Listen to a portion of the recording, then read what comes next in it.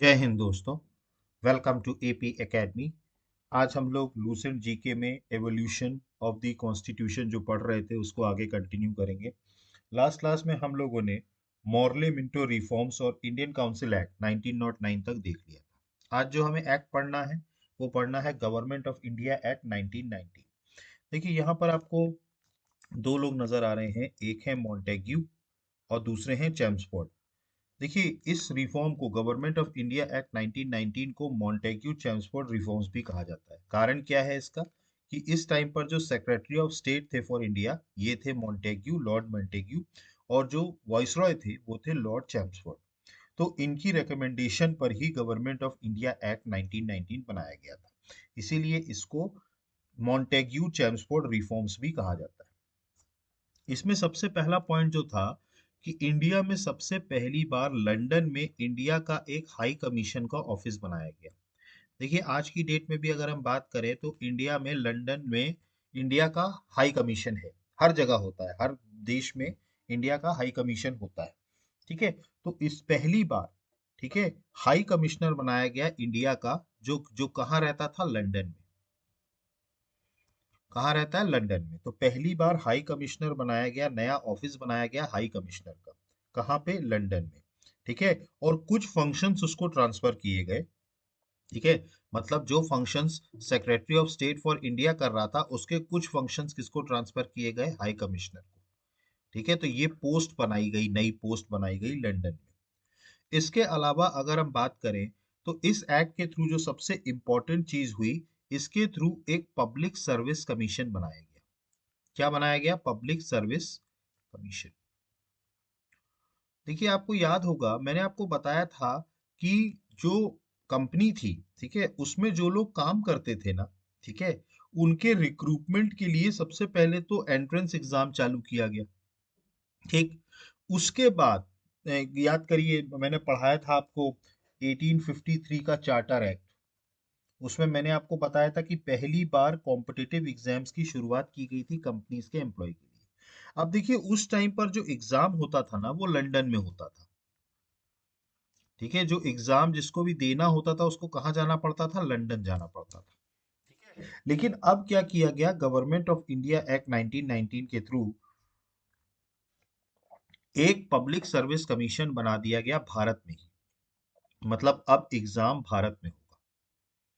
ठीक है, अब एग्जाम क्या होगा, भारत में होगा। इसके लिए एक पब्लिक सर्विस कमीशन बनाया गया। ठीक है, और इस यही जो पब्लिक सर्विस कमीशन है ये कब बना, 1926 में, 1926 में। आज की डेट में हमारा जो यूपीएससी है ना, यूनियन पब्लिक सर्विस कमीशन, ठीक, वो इसी पब्लिक सर्विस कमीशन को आजादी के बाद क्या कहे जाने लगा, मतलब संविधान बनने के बाद union public service commission.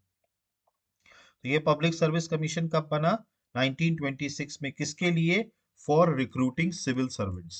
Civil servants को रिक्रूट करने के लिए पब्लिक सर्विस कमीशन बनाया गया। ठीक है, तो ये बहुत इंपॉर्टेंट पॉइंट है। अगला बात करें, इसमें अब सबसे इंपॉर्टेंट एक सिस्टम लाया गया, डायरकी। लेकिन ये डायरकी कहाँ लाया गया, ये डायरकी लाया गया प्रोविंसेस में, सेंटर में नहीं। कहाँ लाया गया, प्रोविंसेस में। देखिए डायरकी का मतलब होता है कि यहाँ पर अब पावर को डिस्ट्रीब्यूट कर दिया गया। मतलब जो कुछ सब्जेक्ट्स जो थे वो गवर्नर के हाथ में थे और कुछ सब्जेक्ट्स उन लोगों के हाथ में थे जो प्रोविंसेस की लेजिस्लेटिव असेंबली में थे। मतलब कि बेसिकली आपके जो सब्जेक्ट्स थे एडमिनिस्ट, देखिए सबसे पहले तो क्या किया गया, जो एडमिनिस्ट्रेशन के सब्जेक्ट्स थे उनको दो भाग में बांटा। ठीक है, मतलब जो एडमिनिस्ट्रेशन था सबसे पहले तो उसको दो भाग में बांटा। एक सेंट्रल, मतलब एक जिससे सेंट्रल संभालेगी, और दूसरा जिसे स्टेट संभालेगा, या जिसे हम प्रोविंस कहते हैं, सॉरी प्रोविंस। उस टाइम पर स्टेट नहीं हुआ करता था, क्या हुआ करता था, प्रोविंस। तो एडमिनिस्ट्रेशन जो था उसको दो भाग में बांटा गया, सेंट्रल और प्रोविंस। सेंट्रल वो सब्जेक्ट्स थे जिस पर सेंट्रल गवर्नमेंट का कंट्रोल होगा। जैसे आज की डेट में हमारी तीन लिस्ट है, यूनियन लिस्ट, स्टेट लिस्ट और कॉन्करेंट लिस्ट। ठीक है, यूनियन लिस्ट में वो सारे सब्जेक्ट्स हैं जिस पर कानून बनाने का अधिकार पार्लियामेंट का है। स्टेट लिस्ट में वो सब्जेक्ट्स हैं जिस पर कानून बनाने का अधिकार विधानसभा का है। और कॉन्करेंट लिस्ट में वो सब्जेक्ट्स हैं जिन पर दोनों को अधिकार है कानून बनाने का, लेकिन ओवरराइडिंग पावर किसके पास होगी? संसद के पास। तो ऐसे ही एडमिनिस्ट्रेशन को देखते हुए सेंटर और प्रोविंस दो भाग में बांटा गया। अब डायरकी जो इंट्रोड्यूस की गई वो प्रोविंसेस में की गई। अब प्रोविंसेस में जो सब्जेक्ट्स थे उनमें उसको दो भाग में बांटा गया। एक था ट्रांसफर्ड सब्जेक्ट और दूसरा था रिजर्व सब्जेक्ट। तो इसको दो भाग में बांटा गया, ट्रांसफर्ड और रिजर्व सब्जेक्ट। अब ये जो ट्रांसफर्ड सब्जेक्ट था, ठीक है, ये क्या करेंगे? जो उस टाइम पर प्रोविंशियल लेजिस्लेटिव असेंबली के जो मिनिस्टर्स थे, ठीक है, वो गवर्नर की एड से, गवर्नर की एड से जो मिनिस्टर्स हुआ करते थे, जो कि किसके लिए रेस्पॉन्सिबल थे? लेजिस्लेटिव काउंसिल के लिए। किसके लिए? लेजिस्लेटिव काउंसिल, मतलब जो प्रोविंसेस की जो लेजिस्लेटिव काउंसिल हुआ करती थी उसके लिए जो रिस्पॉन्सिबल हुआ करते थे, ट्रांसफर्ड सब्जेक्ट्स दिए गए उनको, ठीक, जिससे ट्रांसफर्ड सब्जेक्ट से रिलेटेड कोई भी मैटर होगा उसमें ये मिनिस्टर्स जो हैं वो डिसाइड करेंगे, जो लेजिस्लेटिव काउंसिल के। मतलब एक तरीके से पहली बार एक रेस्पॉन्सिबल गवर्नमेंट के रूप में प्रोविंसेस में इंट्रोड्यूस किया गया। देखिए अभी तक क्या था, कोई रिस्पॉन्सिबिलिटी नहीं हुआ करती थी, बस ये पता था कि इनको ये करना है, लेकिन कोई रिस्पॉन्सिबिलिटी नहीं थी। ठीक, अब क्या किया गया? एक तरीके के कुछ सब्जेक्ट्स को ट्रांसफर सब्जेक्ट्स में रखा गया, जिसके तहत अब जो मिनिस्टर्स हैं लेजिस्लेटिव काउंसिल के, वो रिस्पॉन्सिबल होंगे, ठीक है, लेजिस्लेटिव काउंसिल के, और वो इन सब्जेक्ट्स को देखेंगे। और जो रिजर्व सब्जेक्ट्स थे, कुछ सब्जेक्ट्स को रिजर्व रखा गया था गवर्नर और उनकी एग्जीक्यूटिव काउंसिल के लिए। देखिए गवर्नर की, हर मैंने आपको बताया था गवर्नर जनरल और गवर्नर सबकी अपनी एग्जीक्यूटिव काउंसिल थी, और इस एग्जीक्यूटिव काउंसिल का कोई भी पब्लिक से मतलब नहीं था, वो किसी के प्रति जवाबदेही नहीं। तो कुछ रिजर्व सब्जेक्ट्स ऐसे रखे गए थे जो गवर्नर और उनकी एग्जीक्यूटिव काउंसिल देखेगी, और ट्रांसफर्ड सब्जेक्ट्स में डिवाइड किया गया था ताकि गवर्नर और मिनिस्टर्स जो थे, जो लेजिस्लेटिव काउंसिल के लिए रेस्पॉन्सिबल थे, वो देखेंगे। तो दो पार्ट्स में इसको डिवाइड कर दिया गया। क्लियर? अब सेंट्रल का जो पहले कंट्रोल हुआ करता था प्रोविंसेस पे, अब उसको पूरी तरीके से रिलैक्स कर दिया गया। देखिए पहले क्या था, सेंट्रल का पूरा जो एडमिनिस्ट्रेटिव, अगर हम बात करें, एडमिनिस्ट्रेटिव हो चाहे फाइनेंशियल हो, ये सारे जितने भी फैक्टर्स थे, या लेजिस्लेटिव हो, ये सारे जितने भी फैक्ट मैटर थे ना, इस पे सेंटर का कंट्रोल रहता था प्रोविंसेस के ऊपर। अब इसको रिलैक्स कर दिया गया, इस एक्ट के थ्रू क्या कर दिया गया? रिलैक्स कर दिया गया। अब रेवेन्यू भी जो था उसको भी बांट दिया गया, ठीक है, ताकि प्रोविंसेस जो हैं, ठीक है, मतलब प्रोविंसेस जो हैं ये अपने हिसाब से अपना खर्चा चला सके। प्रोविंसेस जो हैं ये अपने हिसाब से अपना एडमिनिस्ट्रेशन चला सकें और अपने लिए खुद ही पैसा जनरेट भी कर सकें, रेवेन्यू रेस कर सकें, ठीक है। इसीलिए पहली बार जो सेंट्रल बजट था, ठीक है, उसको सेपरेट कर दिया गया प्रोविंशियल बजट से। देखिए पहले पूरे देश का एक ही बजट बनता था, ठीक है, चाहे वो सेंटर का हो चाहे प्रोविंसेस का हो, सबका एक ही बजट बनता था। लेकिन अब क्या हो गया? अब जब प्रोविंसेस को ये सारी ताकतें दे दी गई, तो जो सेंटर का बजट था, सेंट्रल बजट, ठीक है, वो अब किस में तब्दील हो गया? वो डिवाइड हो गया। अब प्रोविंसेस को भी अधिकार मिल गया कि वो अपना बजट स्वयं बना सकते हैं, ठीक है, और अपने लिए रेवेन्यू खुद जनरेट कर सकते हैं, ठीक है। हालांकि प्रोविंशियल्स को पावर तो दे दी गई थी, प्रोविंशियल लेजिस्लेटिव काउंसिल को, लेकिन फिर भी अगर हम बात करें तो प्रोविंसेस जो भी बिल पास करेंगे, ठीक है, उस पे सिग्नेचर किसके होंगे? गवर्नर्स के होंगे। ये सब मैं आपको इसलिए बता रहा हूं क्योंकि ये सारा सिस्टम अभी आपको नजर आएगा इंडिया की भी कॉन्स्टिट्यूशन। ठीक, तो जो प्रोविंसेस थे, अगर इन्होंने कोई बिल पास किया तो बिल पास कैसे होगा? गवर्नर के सिग्नेचर होंगे। अब डिस्पाइट ऑफ द फैक्ट कि प्रोविंसेस ने बिल पास किया, गवर्नर के सिग्नेचर हो गए, लेकिन तब तक ये बिल पास नहीं होगा जब तक इसको परमिशन गवर्नर जनरल की नहीं होगी। ये प्रावधान अभी भी इसमें रखा गया। मतलब प्रोविंसेस को आजादी दी गई लेकिन पूरी तरीके से आजादी नहीं दी गई, ठीक है।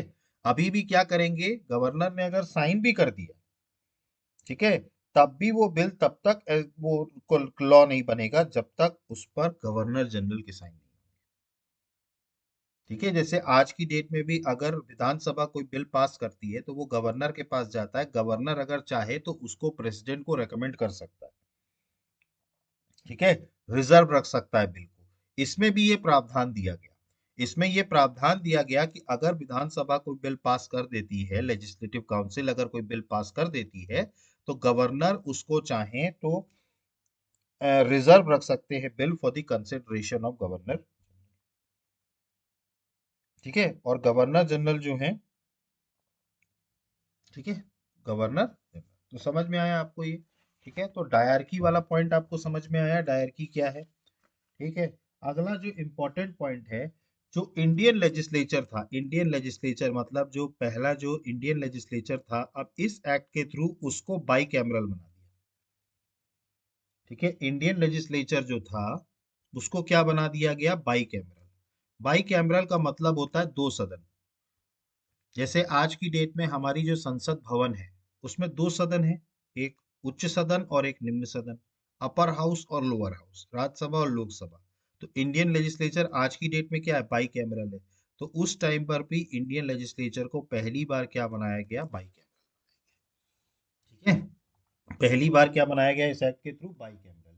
अब इसमें जो अपर हाउस था, अगर हम बात करें, उसको कहा जाता था काउंसिल ऑफ स्टेट्स, आज जिसे हम राज्यसभा कहते हैं। ठीक है, और उसको काउंसिल ऑफ स्टेट भी कहा जाता है। ठीक है, तो काउंसिल ऑफ स्टेट, ठीक है, अपर हाउस जिसे कहा गया था। इसमें टोटल कितने मेंबर्स होंगे, टोटल इसमें होंगे 60 मेंबर्स। इस टाइम पर जो मेंबर्स थे, 60 मेंबर्स थे, जिसमें से 34 इलेक्टेड होंगे, 34 वुड बी इलेक्टेड। मतलब 60 की असेंबली होगी, अपर हाउस होगा 60 मेंबर्स का, उसमें 34 इलेक्टेड होंगे। और इसके बाद जो लोअर हाउस था, ठीक है, मतलब अपर हाउस और लोअर हाउस में बांटा गया नाम, और लोअर हाउस का नाम था लेजिस्लेटिव असेंबली। मतलब इंडियन लेजिस्लेचर को दो भाग में बांट दिया, लेजिस्लेटिव असेंबली और काउंसिल ऑफ स्टेट। याद रखिएगा, आज की डेट में हम लेजिस्लेटिव असेंबली किसको कहते हैं, विधानसभा किसको कहते हैं, हम प्रोविंसेस या स्टेट में जो विधानसभा है उनको लेजिस्लेटिव असेंबली कहते हैं, लेकिन उस टाइम पर पार्लियामेंट को लेजिस्लेटिव असेंबली कहा जाता था। याद रखिएगा ये बात। ठीक, तो बाई कैमरल मतलब उनको दो हाउसेस में बांटा गया, अपर हाउस। और इसमें कितने मेंबर्स हुआ करते थे, इसमें 144 मेंबर्स हुआ करते थे, जिसमें से इलेक्ट कितने होते थे, 104, 104 इलेक्टेड मेंबर्स हुआ करते थे। ठीक है, तो पहली बार इंडियन लेजिस्लेचर को बाई कैमरल बनाया गया, अपर हाउस और लोअर हाउस में। क्लियर, क्लियर है। ठीक, तो ये सारे इंपॉर्टेंट पॉइंट्स थे गवर्नमेंट ऑफ इंडिया एक्ट 1919 के। ठीक है, इसके अलावा गवर्नर जनरल्स को कुछ ओवरराइडिंग पावर दी गई सेंट्रल लेजिस्लेशन में। मतलब सबसे पहली बात तो कि कोई भी बिल सेंट्रल लेजिस्लेचर में इंट्रोड्यूस होगा तो बिना प्रायर गवर्नर जनरल की परमिशन के नहीं होगा। मतलब प्रायर सैंक्शन चाहिए ही चाहिए बिल को इंट्रोड्यूस करने के लिए सर्टेन मैटर्स में। इसके अलावा अगर हम बात करें तो गवर्नर जनरल को वीटो पावर भी दी गई। ठीक है, ये वीटो पावर वगैरह ये हम सब पढ़ेंगे अभी राष्ट्रपति में, देखिएगा आपको सब पता चलेगा वीटो पावर क्या होती है। वीटो पावर का मतलब ऐसा होता है कि कुछ बिल्स को क्या किया जाता है, मतलब ना तो उसको एक्सेप्ट किया जा रहा है और ना ही रिजेक्ट किया जा रहा है, उसको सिंपली अपने पास रख लिया गया है। इसको कहते हैं वीटो पावर। तो वीटो पावर रखी गई। ठीक है, क्लियर है। और इसके अलावा ऑर्डिनेंस का कंसेप्ट भी आया यहाँ पे। ऑर्डिनेंस का, ऑर्डिनेंस का मतलब ये होता है, जैसे मैं अभी आपको बताऊंगा ऑर्डिनेंस का मतलब क्या होता है, लेकिन ऑर्डिनेंस की पावर भी इनको दी गई इमरजेंसी के टाइम पर। अगर इमरजेंसी है, ठीक है, तो उस केस में ऑर्डिनेंस लाने का भी अधिकार है। देखिए ऑर्डिनेंस क्या होता है, एक टेम्परेरी कानून होता है। जैसे आप कभी भी देखिए, जैसे कभी कभार, जैसे देखिए हमारी जो लोकसभा है या विधानसभा है, ये पार्लियामेंट है या लेजिस्लेटिव असेंबली है, वो हर टाइम सेशन में तो नहीं रहती। अब मान लीजिए अर्जेंट में किसी चीज का कानून पास करना है, अब इस टाइम पर पार्लियामेंट सेशन में तो है नहीं, तो उस टाइम पर क्या करेंगे, राष्ट्रपति को यह अधिकार है कि एक टेम्परेरी कानून ला सकते हैं। इसको ऑर्डिनेंस कहते हैं। ठीक है, अभी अपन डिटेल में पढ़ेंगे इसके बारे में। तो ये ऑर्डिनेंस का अधिकार किसको दे दिया गया? Governor general. ठीक, तो ये सारे पॉइंट्स थे जो गवर्नमेंट ऑफ इंडिया एक्ट 1919 में थे। ठीक, इसके बाद एक कमीशन आता है, साइमन कमीशन। ठीक है, देखिए साइमन कमीशन जो था, ये ब्रिटिश पार्लियामेंट ने बनाया था। साइमन कमीशन, साइमन कमीशन का ऐसा था कि जो गवर्नमेंट ऑफ इंडिया एक्ट 1919 आया था ना, उसकी समीक्षा करना है, और उसकी समीक्षा करने के बाद उसमें हम क्या चेंजेस कर सकते हैं उसकी रिकमेंडेशन देने का काम साइमन कमीशन बनाएगा। ठीक, 1927 में 1927 में सर जॉन साइमन की अध्यक्षता में, सर जॉन साइमन की अध्यक्षता में ये कमीशन जो है वो भारत आया। ठीक है, हालांकि भारतीयों ने इसका बहुत ज्यादा विरोध किया था, क्योंकि इसमें कोई भी इंडियन मौजूद नहीं था। मतलब आप भारत में हो रहे कानून का फैसला कर रहे हैं और इंडिया का ही कोई व्यक्ति उसमें मौजूद नहीं। इस कारण से भारत में इसका बहुत विरोध हुआ था। लाला लाजपत राय जी की भी हत्या इसी टाइम पर हुई थी, इसी का विरोध करते करते। वो हम पढ़ेंगे, इतिहास में सब पढ़ेंगे। बट 1927 में ये कमीशन सर जॉन साइमन के अध्यक्षता में आया। ठीक है, इसका काम ये था कि जो गवर्नमेंट ऑफ इंडिया एक्ट 1919 था, इसकी समीक्षा करना। ठीक है, और इसमें क्या क्या हम चेंजेस कर करके फॉरवर्ड अगला जो कानून हम लाएंगे उसमें हम क्या क्या चेंजेस कर सकते हैं उसका रिकमेंडेशन देने का। ठीक है, और इन्होंने अपनी क्या करा, पहले तो अपनी जो रिपोर्ट थी वो कब पेश करी? 1930 में। साइमन कमीशन ने अपनी रिपोर्ट कब पेश करी? 1930 में। और इसी रिपोर्ट को एग्जामिन किया ब्रिटिश की पार्लियामेंट ने, और उन्होंने फिर अगला जो गवर्नमेंट ऑफ इंडिया एक्ट था उसको ड्राफ्ट किया इस आधार पर, इस रिकमेंडेशन के आधार पर। अगला जो हम एक्ट पढ़ेंगे वो पढ़ेंगे government of India act 1935। Clear है? तो अगला जो हम एक्ट पढ़ेंगे वो क्या पढ़ेंगे? 1935। ठीक, तो ये सारी चीजें थी साइमन कमीशन की। हालांकि इतना ही अभी पढ़ना है क्योंकि लूसेंट्स में इतना ही दिया हुआ है। ठीक है, अगला आया गवर्नमेंट ऑफ इंडिया एक्ट 1935। देखिए ये सबसे लेंदी डॉक्यूमेंट था, इसमें अराउंड 321 आर्टिकल्स थे। ठीक है, और इसके अलावा 10 शेड्यूल्स भी थे इसमें। तो 321 आर्टिकल्स थे और 10 शेड्यूल्स थे, और ये बड़ा डिटेल्ड डॉक्यूमेंट था। और आप एक बात मान के चलिए, हमारी जो इंडियन कॉन्स्टिट्यूशन या जो भारत का संविधान बना है, उसका सबसे मेजर सोर्स यही एक्ट था। मतलब भारत के संविधान में ज्यादातर पॉइंट्स, ठीक है, कहाँ से लिए गए हैं? गवर्नमेंट ऑफ इंडिया एक्ट 1935 से। तो आपको गवर्नमेंट ऑफ इंडिया एक्ट 1935 बहुत अच्छे से पता होना बहुत जरूरी है, क्योंकि हमारे संविधान के मैक्सिमम प्रावधान इसी से लिए गए। It is the biggest source of constitution. मतलब देखिए हमारे भारत के संविधान में बहुत जगहों से चीजें ली गई हैं, हम पढ़ेंगे आगे sources of the Indian constitution. लेकिन जो मेजर सोर्स था जिससे सबसे ज्यादा चीजें ली गई, वो ली गई गवर्नमेंट ऑफ इंडिया एक्ट 1935 में। ठीक, अब इस एक्ट में क्या है? देखिए इस एक्ट में सबसे पहली बात तो प्रोविंसेस, ठीक है, को फेडरेशन के रूप में माना गया।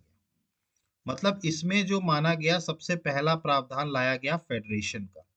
देखिए फेडरेशन का मतलब होता है there will be a division of power. देखिए आज की डेट में अगर हम बात करें तो आज की डेट में भी हमारे देश में भी फेडरेशन है। हमारे देश में एक सेंट्रल गवर्नमेंट है और स्टेट्स में अपनी गवर्नमेंट्स है। ठीक है, मतलब एक देश की गवर्नमेंट है और एक राज्यों की गवर्नमेंट है। आपने देखा हो कि हमारे देश में पावर का डिस्ट्रीब्यूशन है। हमारे देश में यूनियन लिस्ट बनी है जिसमें सेंट्रल गवर्नमेंट कानून बनाएगी, स्टेट लिस्ट बनी है जिसपे राज्य सरकार बनाएगी कानून। तो हमारे यहाँ डिवीजन ऑफ पावर है और इसी को फेडरेशन कहा जाता है, जहां पर आपने पावर को डिस्ट्रीब्यूट कर दिया। तो एक तरीके से कहा जाए तो यहाँ पर ट्रू फेडरेशन लाया गया था, जिसमें जो प्रोविंस थे, देखिए इस टाइम पर ये स्टेट नहीं हुआ करते थे, मैं बार बार ये बोल रहा हूँ, ये प्रोविंस हुआ करते थे। प्रोविंसों को अब सेंटर के अधीन नहीं होना था। प्रोविंसेस को पूरी तरीके से इंडिपेंडेंट कर दिया गया था। पूरी तरीके से। प्रोविंसेस को क्या कर दिया गया था, इंडिपेंडेंट कर दिया गया था। अब प्रोविंसेस सीधे रानी को के प्रति रिस्पॉन्सिबल होंगे, ब्रिटिश पार्लियामेंट के प्रति रिस्पॉन्सिबल होंगे, गवर्नर जनरल। ठीक है, और ये ऑप्शन रखा गया था कि इंडियन स्टेट्स चाहे तो फेडरेशन का पार्ट बने या चाहे तो ना बने। ठीक है, तो इसलिए इंडियन स्टेट्स जो थे उन्होंने कभी फेडरेशन ज्वाइन किया नहीं, इसी कारण से क्या हो गया, फेडरेशन कभी भी वास्तविकता में नहीं आया, हालांकि इंट्रोड्यूस किया था इन्होंने। इसके अलावा नेक्स्ट इंपॉर्टेंट पॉइंट इस एक्ट में था, इस एक्ट के थ्रू बर्मा को सेपरेट किया गया इंडिया से। याद रखिएगा, बर्मा को क्या किया गया, सेपरेट किया गया इंडिया से। ठीक है, और दो नई प्रोविंसेस इस एक्ट के थ्रू बनाई गई, दो नई प्रोविंसेस बनाई गई, एक बनाई गई उड़ीसा और एक बनाई गई सिंध। तो दो नई प्रोविंसेस बनाई गई इस एक्ट के थ्रू। ठीक है, एक उड़ीसा, ठीक है, और दूसरा क्या बनाई गई, सिंध बनाई गई। ठीक है, और मैंने आपको बताया कि इस एक्ट में ऑफिशियली अगर हम बात करें तो जो लिस्ट हुआ करती थी, जैसे अपने यहाँ union list, state list, concurrent list है ना, वैसे इन्होंने भी तीन लिस्ट बनाई थी। गवर्नमेंट ऑफ इंडिया एक्ट के थ्रू इन्होंने लेजिस्लेटिव पावर को ऑफिशियली, लेजिस्लेटिव पावर को ऑफिशियली अब डिस्ट्रीब्यूट कर दिया गया था between the centre and the state.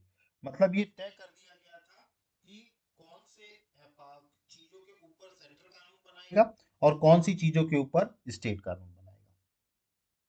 ठीक है, अब मैंने आपको बताया कि पूरी एग्जीक्यूटिव अथॉरिटी जो थी प्रोविंसेस की, अब वो गवर्नर के प्रति जवाबदेह हो गया, और ये गवर्नर किसके प्रति अब जवाबदेह होगा, ये क्राउन के प्रति होगा। ये किसके प्रति होगा, क्राउन के प्रति। मतलब इसमें अब गवर्नर जनरल से इसका कोई रिस्पॉन्सिबिलिटी इसके ऊपर नहीं होगा, मतलब ये स्वायत्त हो गए, जितने भी प्रोविंसेस थे वो क्या हो गए, स्वायत्त हो गए। ठीक, और इसमें अब एक पावर हो गई कि अब गवर्नर के पास कोई पावर नहीं रह गई, गवर्नर सिर्फ उन्हीं की सलाह पर चलेगा जो मिनिस्टर्स बोलेंगे। जैसे मिनिस्टर्स जो भी होंगे प्रोविंशियल लेजिस्लेटिव असेंबली के, आप उन्हीं की एडवाइस पर, ठीक है, अब उन्हीं की एडवाइस पर क्या होगा, गवर्नर को एक्ट करना पड़ेगा। हालांकि अगर इमरजेंसी की सिचुएशन है तो गवर्नर खुद भी एक्ट कर सकते हैं, ठीक है, लेकिन ज्यादातर चीजों पे अब मिनिस्टर्स ही जो होंगे वो उनके हिसाब से उनको चलना पड़ेगा। क्लियर है, ठीक, ये चीज क्लियर हुई। ठीक, देखिए मैंने आपको बताया सेंट्रल लेजिस्लेचर को by cameral federal assembly council of states बनाया गया था। अब पिछले एक्ट में अब इसमें क्या किया गया, प्रोविंसेस को बनाया गया, इसमें प्रोविंसेस को बाई कैमरल बनाया गया। देखिए अब जो प्रोविंसेस थे उनको बाई कैमरल बनाया गया, और ऐसे कितने प्रोविंस को बनाया गया, 6 प्रोविंसेस को। ठीक है, तो ऐसे 6 प्रोविंसेस थे जिनको बाई कैमरल बनाया गया, जिसमें क्या होगी, एक लेजिस्लेटिव असेंबली होगी और एक क्या होगी, लेजिस्लेटिव काउंसिल। ऐसे 6 प्रोविंसेस थे जिसमें बनाया गया, एक होगी लेजिस्लेटिव असेंबली और एक होगी लेजिस्लेटिव काउंसिल। ठीक है, तो दो दो बनाया गया, दो पार्ट्स में डिवाइड किया गया, एक होगी लेजिस्लेटिव असेंबली और एक होगी लेजिस्लेटिव काउंसिल। ठीक है, क्लियर हुआ ये, ठीक, ये सब चीजें क्लियर हुई। ठीक है, इसके अलावा अगर हम बात करें तो इस एक्ट के थ्रू मैंने आपको बताया था तीन लिस्ट बनाई गई थी, इस एक्ट के थ्रू भी क्या बनाई गई थी, तीन लिस्ट बनाई गई थी। पहली लिस्ट इसमें हुआ करती थी फेडरल लिस्ट, पहली लिस्ट कौन सी होती थी, फेडरल लिस्ट। ठीक है, दूसरी लिस्ट जो हुआ करती थी, ठीक, पहली लिस्ट जो हुआ करती थी वो फेडरल लिस्ट थी, दूसरी थी प्रोविंशियल लिस्ट, दूसरी क्या हुआ करती थी, प्रोविंशियल लिस्ट हुआ करती थी, और तीसरी जो लिस्ट होती थी, ठीक है, तीसरी जो लिस्ट हुआ करती थी वो हुआ करती थी कॉन्करेंट लिस्ट। मतलब यहां पर भी क्या कर दिया गया था, पावर को अब जो सब्जेक्ट्स थे उनको डिवाइड कर दिया गया तीन लिस्ट में। फेडरल लिस्ट मतलब जिसमें फेडरल लेजिस्लेटिव असेंबली कानून बनाएगी, जो सेंटर है। प्रोविंशियल लिस्ट का मतलब होता था जिस पर प्रोविंशियल लेजिस्लेटिव असेंबली कानून बनाएगी। ठीक है, और कॉन्करेंट लिस्ट का होता था जिसमें दोनों बना सकते हैं, लेकिन ओवरराइडिंग पावर, ठीक है, वो किसको थी कॉन्करेंट लिस्ट में, कि मतलब फाइनल डिसीजन कौन लेगा, ये गवर्नर जनरल लिया करता था। ये कौन लिया करता था, गवर्नर जनरल। आज की डेट में कॉन्करेंट लिस्ट में अगर कोई एक्ट है, कोई सब्जेक्ट है, अगर उसमें सेंटर और स्टेट दोनों बनाते हैं कानून, तो हमेशा पार्लियामेंट के पास ओवरराइडिंग पावर होती है आज की डेट में, कि पार्लियामेंट का कानून लागू होगा, ठीक है। लेकिन इस टाइम पर गवर्नर जनरल जो थे, उस वो एम्पावर्ड थे कि उनका डिसीजन होगा कि किस कौन सा लॉ पास होगा। क्लियर हो रहा है ये, ठीक है, ये चीज क्लियर हुई।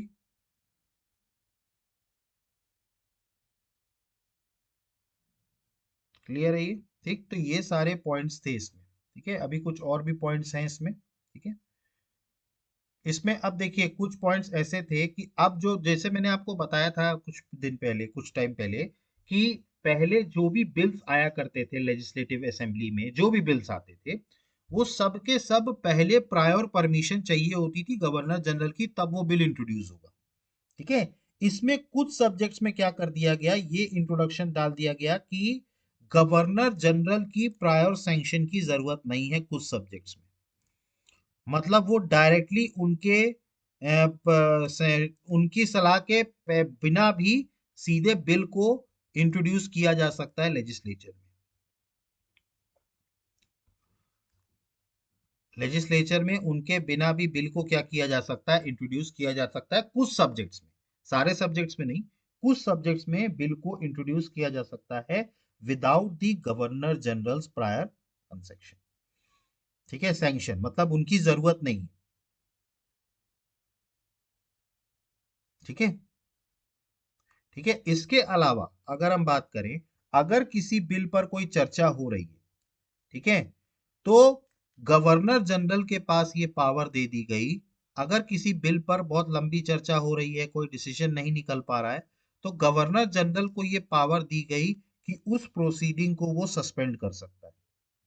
गवर्नर जनरल को क्या दे दी गई, पावर दे दी गई कि उस प्रोसीडिंग को वो क्या कर सकता है, सस्पेंड कर सकता है, ठीक है, सस्पेंड कर सकता है प्रोसीडिंग को किसी भी बिल पर।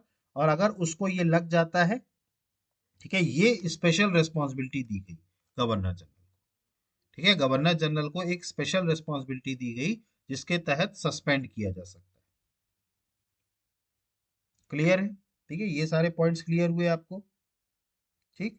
तो ये था गवर्नमेंट ऑफ इंडिया एक्ट 1935, ठीक, गवर्नमेंट ऑफ इंडिया एक्ट 1935।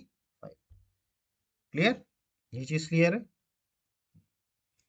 अगला बात करें, इसके बाद 1942 में एक नया मिशन आया, क्रिप्स मिशन, मार्च 1942।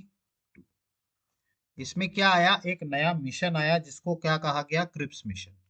इसकी अध्यक्षता किसने करी, सर स्टैफर्ड क्रिप्स। देखिए मैं आपको बहुत ज्यादा डिटेल में नहीं बता रहा हूँ कोई चीजें, आपको सिर्फ मैं उतना ही बता रहा हूँ जितना लूसेंट में दिया हुआ है, ठीक है, ये चीज आप जान लीजिए, ठीक है, क्योंकि ये लूसेंट से लूसेंट का वो है, इसलिए इसमें मैं उतना ही बता रहा हूँ जितना लूसेंट में दिया हुआ है, ठीक है। और डिटेल्स में आपको जानना है तो आप हमारा जो एमपीपीएससी की क्लासेस चल रही हैं, उसमें आप इंडियन पॉलिटी की क्लास अटेंड करिएगा, उसमें मैं एक एक चीज डिटेल में बताऊंगा, ठीक है। तो in March 1942 sir Stafford Cripps, a member of the British cabinet, मतलब ये ब्रिटिश कैबिनेट के एक सदस्य थे, इन्होंने एक ड्राफ्ट डिक्लेरेशन लाया, ड्राफ्ट डिक्लेरेशन, जिसमें प्रपोजल था किसका, ब्रिटिश गवर्नमेंट का एक प्रपोजल आया, ठीक है। इन प्रपोजल्स में ये लिखा हुआ था कि इन प्रपोजल्स को, ठीक है, कब अडॉप्ट किया जाएगा, at the end of second world war, at the end of second world war. देखिए इस टाइम पर विश्व युद्ध चल रहा था, 1939 से लेकर के 1945 तक विश्व युद्ध चल रहा था, ठीक है। तो अंग्रेजों को क्या जरूरत थी, भारत की जरूरत थी, भारत के लोगों की जरूरत थी। तो वो एक क्रिप्स मिशन लेकर के आए, सर स्टेफर्ड क्रिप्स, जिसमें एक ड्राफ्ट डिक्लेरेशन था, जिन प्रपोजल्स को सेकेंड वर्ल्ड वॉर को अडॉप्ट किया जाएगा। और उस टाइम की जो दो महत्वपूर्ण पार्टियां थी एक तो इंडियन नेशनल कांग्रेस थी और दूसरा थी मुस्लिम लीग। इन दोनों को एक्सेप्ट करना होगा ये प्रपोजल, ठीक है। तो एक कांग्रेस थी और एक कौन थी, मुस्लिम लीग। तो इन दोनों को क्या करना पड़ेगा, एक्सेप्ट करना पड़ेगा ये draft declaration.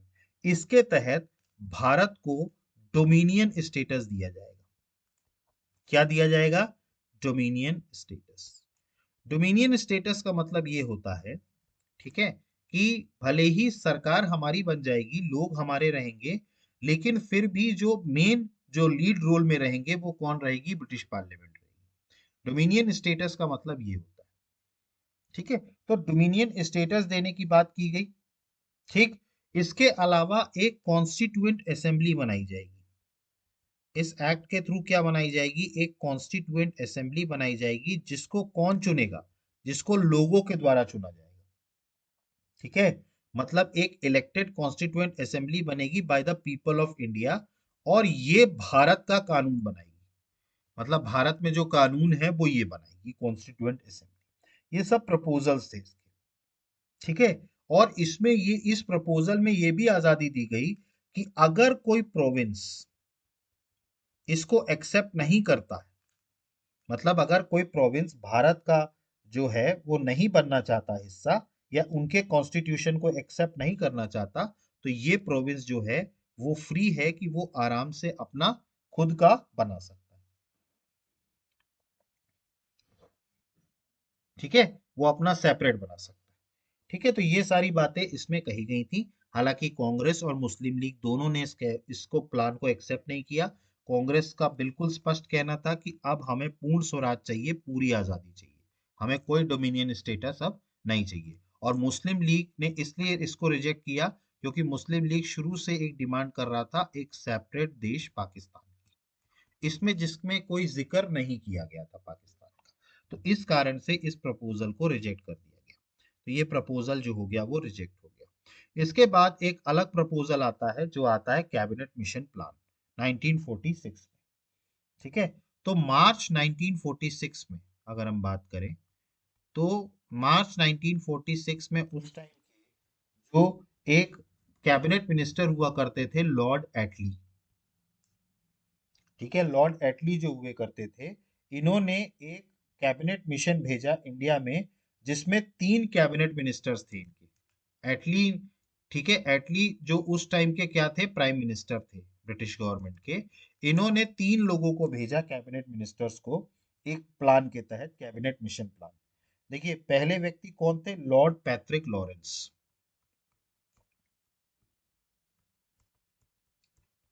Lord Patrick Lawrence. दूसरे थे सर स्टैफर्ड क्रिप्स, ये क्रिप्स पहले भी आए थे, स्टैफर्ड क्रिप्स। और तीसरे जो व्यक्ति थे वो थे एवी अलेक्जेंडर, एवी अलेक्जेंडर। ये 3 लोग आए थे, lord Patrick Lawrence, sir Stafford Cripps और एवी अलेक्जेंडर। ये 3 लोगों को भेजा गया एटली के द्वारा कैबिनेट मिशन। ऑब्जेक्ट क्या था इस मिशन का, कि इंडिया को जल्दी से जल्दी आजाद किया जा सके, इसकी पृष्ठभूमि तैयार करना, इंडिया टू गेट इंडिपेंडेंट। मतलब इंडिया को जल्दी से जल्दी क्या किया जा सके, आजाद किया जा सके, ठीक है, एज अर्ली एज पॉसिबल। और दूसरा इनका काम था एक कॉन्स्टिट्यूएंट असेंबली बनाना, संविधान सभा बनाना। देखिए हमारी जो संविधान सभा बनी थी ना, हमारी जो संविधान सभा बनी थी, मैंने आपको बताया था संविधान किसने बनाया था, संविधान सभा ने। तो संविधान सभा जो हमारी बनी थी ना, वो इसी कैबिनेट मिशन प्लान के तहत बनी थी, याद रखिएगा। इसी कैबिनेट मिशन प्लान के तहत there will be a constituent assembly, ठीक। अब ये जो कैबिनेट मिशन था, उन्होंने सेपरेट कॉन्स्टिट्यूएंट असेंबली या सेपरेट स्टेट मुसलमानों के लिए इसको रिजेक्ट कर दिया था। कैबिनेट मिशन ने क्या कर दिया था, इसको रिजेक्ट कर दिया था कि भैया कोई सेपरेट स्टेट नहीं बनेगा मुसलमानों का, सेपरेट स्टेट ऑफ मुस्लिम ये नहीं बनेगा, ठीक है, ना तो कोई सेपरेट कॉन्स्टिट्यूएंट असेंबली बनेगी। देखिए कैबिनेट मिशन प्लान के तहत जो होगा वो होगा, एक यूनियन ऑफ इंडिया बनाया जाएगा। क्या बनाया जाएगा, यूनियन ऑफ इंडिया, ठीक है। इसके अंदर क्या क्या होंगे, इसके अंदर होंगे British India, union of India के अंदर ब्रिटिश इंडिया होंगे, ठीक है। और इसके अलावा कौन होंगे, इसके अलावा होंगे स्टेट्स, इसके अलावा कौन होंगे, स्टेट्स होंगे, ठीक है। तो ब्रिटिश इंडिया हुआ करेगा और स्टेट्स हुआ करेगा, ठीक है। और इनके पास पूरा जुरिस्डिक्शन होगा about the foreign affairs, defence, communication.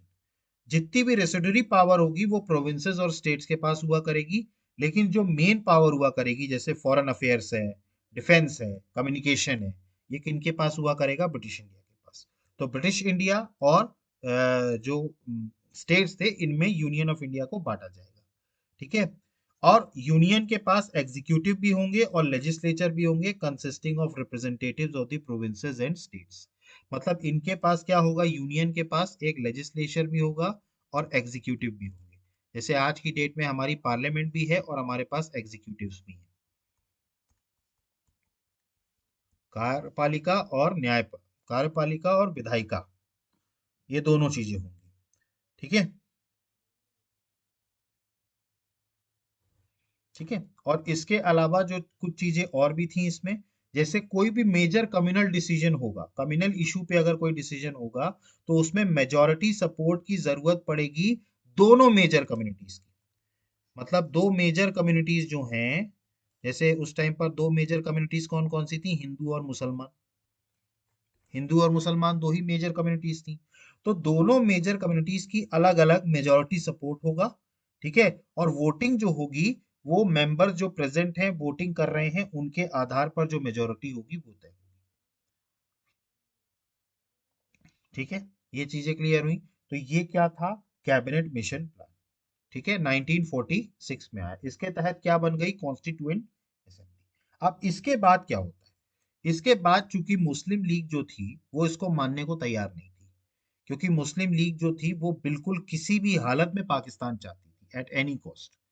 तो उसके बाद अंत में क्या हो गया, इन्होंने डायरेक्ट एक्शन का प्लान बनाया। मतलब जो जिन्ना का जो डायरेक्ट एक्शन प्लान था जिसके तहत कम्युनल राइट्स बहुत ज्यादा बढ़ गए देश में, ठीक है। मतलब अब ऐसी स्थिति हो गई कि साथ में रहा नहीं जा सकता, ठीक है। तब फिर बाद में आकर के माउंट बेटन साहब ने एक प्लान लेकर के आए 1947 में। इसको 3 जून प्लान भी कहते हैं। 3 जून 1947 को ये प्लान लाया गया, ठीक है। और इसके तहत माउंट बेटन साहब ने एक ऐलान किया कि भारत में अब इसमें ट्रांसफर होगा पावर का, ठीक है। और देश का विभाजन होगा, पार्टीशन। मतलब कि दो देश बनेंगे अब आजादी के बाद, एक इंडिया और दूसरा पाकिस्तान, दो देश बनेंगे, ठीक है। और दोनों ही देशों को पावर्स ट्रांसफर कर दी जाएंगी, ठीक है। तो इनका जो स्टेटमेंट था वो 3 जून 1947 को आया, ठीक है। और इसी के तहत अब इन्होंने कह दिया कि भारत का विभाजन होगा, भारत दो भाग में बटेगा, एक इंडिया और पाकिस्तान, ठीक है। तो इसके तहत ही, इसी प्लान के तहत ही अगला जो एक्ट आया और जो फाइनल एक्ट आया ब्रिटिश पार्लियामेंट का सबसे आखिरी एक्ट, वो था Indian independence act 1947, British parliament का, ठीक है।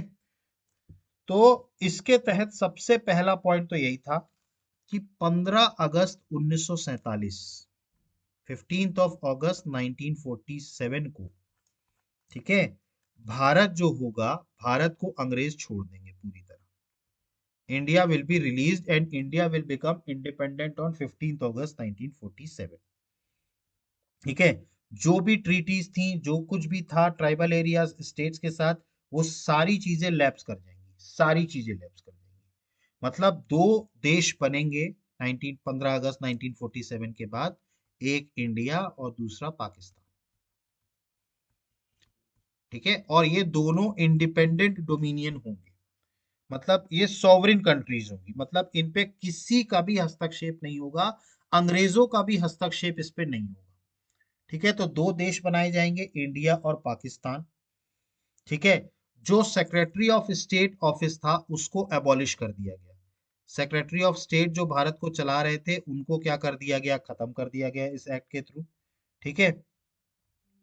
अब जो गवर्नर जनरल या जो गवर्नर थे, अभी भी जो गवर्नर जनरल या जो गवर्नर थे, अब इनकी सारी पावर छीन ली गई और जो भी कैबिनेट डिसाइड करेगा उनको इसी हिसाब से एक्ट करना पड़ेगा। मतलब इनको सिर्फ और सिर्फ अब कैबिनेट मिनिस्टर्स जो हैं, जो कि रिस्पॉन्सिबल हैं लेजिस्लेटिव असेंबली के प्रति, अब उनके हिसाब से ही चलना पड़ेगा। ठीक है, मतलब इनके पास अब कोई पावर नहीं रहेगी। ठीक है, क्लियर हुआ ये? ठीक है। और अब इसमें इस एक्ट में एक चीज और बताई गई कि आजादी के बाद देश, भाई जाहिर सी बात है, देश बिना असेंबली के तो चल नहीं सकता, बिना कानून के।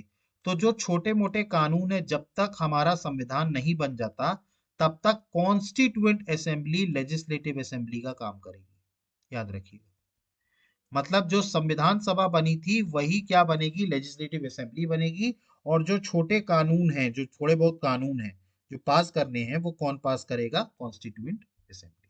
और कॉन्स्टिट्यूएंट असेंबली को पूरा अधिकार था कि वो जिस तरीके का भी कानून चाहे बना सकते, जैसा भी कानून, जैसा भी संविधान वो चाहे बना सकते। क्लियर हुआ ये? तो ये था इंडियन इंडिपेंडेंस एक्ट।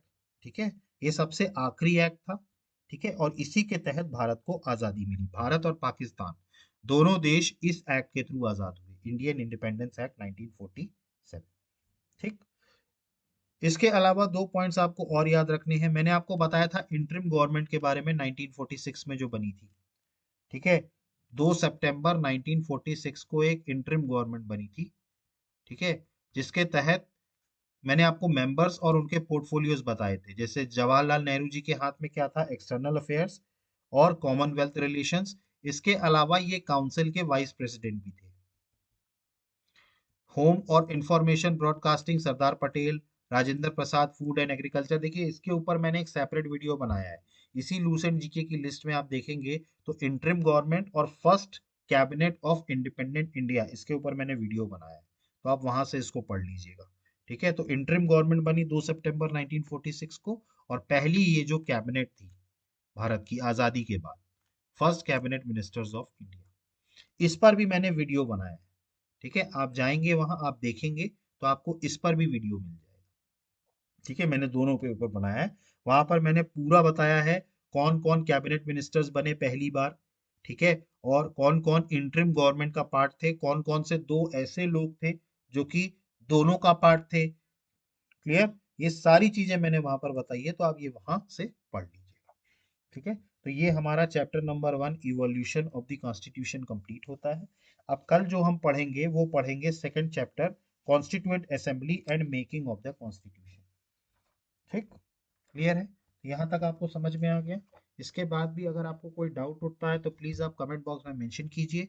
अदरवाइज अगर आपको हमारे इस चैनल की मदद से थोड़ी बहुत भी अगर आपको एग्जाम्स में मदद मिल रही है तो प्लीज़ आप हमारे चैनल को लाइक कीजिए, सब्सक्राइब कीजिए और मैक्सिमम से मैक्सिमम शेयर कीजिए। So guys, thank you, have a good day, जय हिंद, नमस्कार।